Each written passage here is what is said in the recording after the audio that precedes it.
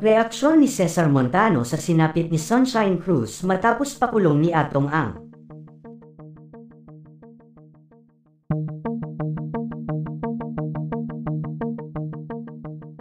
Kahapon nga lang matapos na agad na magsampa ng kaso ni Atong Ang sa girlfriend nitong si Sunshine Cruz ay marami ang talaga namang nagulat sa balitang lumabas na dinakip na ito at agad na ikinulong.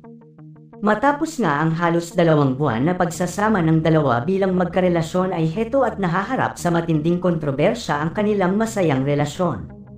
Napuno ng haka-haka ang napabalitang paghihiwalay ng mga ito matapos na lumabas ang ilang mainit na balita patungkol sa kanilang paghihiwalay. Ayon sa balita ay nagsimula ang lahat matapos na mapuno ng pagdududa si Atong kay Sunshine. Buong akala nga daw nito ay totoo ang lahat ng ipinapakita nitong pagmamahal sa kanya. Hindi nga daw akalain ngayon ni Atong na aabot sa sukdulan ang kanilang masaya sanang relasyon. Matapos na malaman nito ang totoong motibo ng aktres kaya ito nakipagrelasyon sa kanya. Matatandaan na maraming negosyo si Atong dito sa Pinas na talaga namang kumikita ng bilyong piso. Isa nga si Atong sa pinakamatagumpay at mayamang negosyante dito sa Pinas, kaya naman hindi nakakapagtaka na maraming babae ang magkakandara pa dito kahit na ito ay may edad na. Samantala hanggang ngayon nga ay nananatili ang aktres na si Sunshine Cruz na nakadetain matapos na sampahan ito ng patong-patong na kaso ni Atong Ang. Non-bailable nga ang isa sa kasong isinampa dito kaya naman nananatili pa din ang aktres na nakakulong. Na talaga namang nagpapahirap sa abogado ni Sunshine para agad na maayos ang kanyang kaso.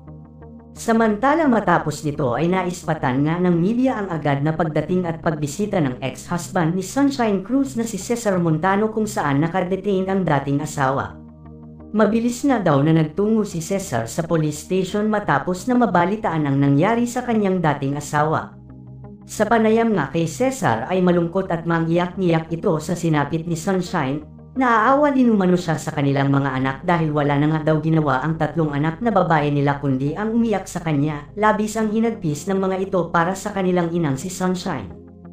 Kung maaari nga lang daw na akuha niya ang lahat ay ginawa na niya, subalit may batas na sinusunod at handa nga daw si Cesar na gawin ang lahat para mapawalang sala si Sunshine at lumabas ang katotohanan. Sa sinapit nga daw na ito ni Sunshine ay hindi niya lubos akalain na mangyayari ito sa dating asawa. Wala daw siyang sinisisi sa nangyari ngunit nandito na nga daw ito dapat na harapin at labanan. Pinalalakas ko ang loob ni Shine, pinanghihinaan siya ng loob, sumusuko na agad siya. Sabi ko lumaban ka Shine para sa ating mga anak, ina siya ng aking mga anak hindi ko siya pwedeng pabayaan.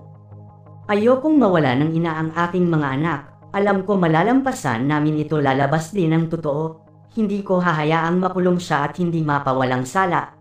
Kawawa ang mga anak namin, sila ang isa sa nagpapahina sa loob ni Shine, hindi daw niya alam ang gagawin niya kung hindi siya makaklaya. Awang-awa siya sa mga bata, saad ni Cesar. Sa ngayon nga ay wala pang pahayag ang abogado ni Sunshine sa media at sa ngayon ay ayaw pa niyang magsalita dahil na din sa hiling umano ito ng aktres.